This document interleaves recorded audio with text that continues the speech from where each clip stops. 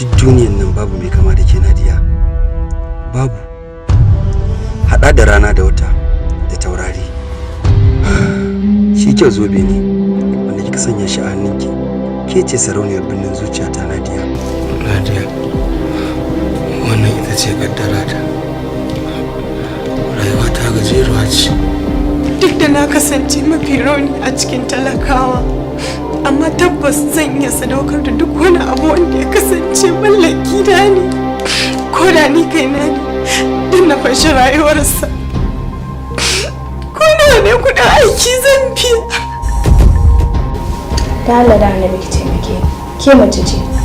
Na san ba za ki so rayuwar ƴar uwarki mace ta lalace ba. Ciwo bai zama mutuwa ba ka daina raba gumba. Baka matarar shi kullum tana fargaba. Maryar shekara. Ina so ki sani a ido da zuciyata ba sa ki taba zama baƙuwa. Ballantana har ki zo min da tsarabar da za ta zama abar muradi a gare ni ba. Kaka ƙaryata abin da yake haƙiƙa ne. Me kenan? So gwarzon dantse ba shi yake bukata a fagen soyayya ba. Gwarzon zuciya shine wanda ya amsa sunan shi cikakken gwarzo. har zuwa lokacin da so zai min amfani. Wai da mai Umar ya fi Hamza ne. Uniform. To in dai uniform ne in naga dama a gobe zan iya sa guda 1000 a jiki. Amaryar shekara. Na rasa mijina, na rasa gidana, na rasa farin ciki na. Tabbas na gana dama da tashin hankali a tare da ki, kamar yadda na gani a fuskar Umar.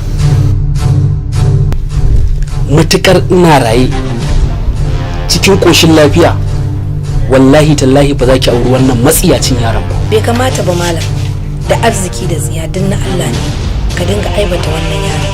Bai kamata ba wallahi. Yanzu umma kin amince tun ina ƴan karamata a fara kirga min aure? Idan muka zuba ma Umar ido, rayuwarsa za ta lalace. Idan kuma hakan ta faru, ba iya asarar Amira bace, har da ke Anisa. Ba a halarci so don zaman lafiya kadai ba, ya zama wajibi ka shirya kalubalensa. Dan Allah ki hakuri, kar ki kori masoyin da baki da kamar sa. Ban da komai, ban da kowa Nadiya, sai ke. Ki bani kwana 3 kacal, zan tabbatar miki da cewa Umar na wani ni daya. Ai ko 10 ta lalace, ta fi 5 albarka. Wallahi komin nacinki baki isa ki samu Umar ba. Shekara daure ka riki hadani, daure ka riki hadani.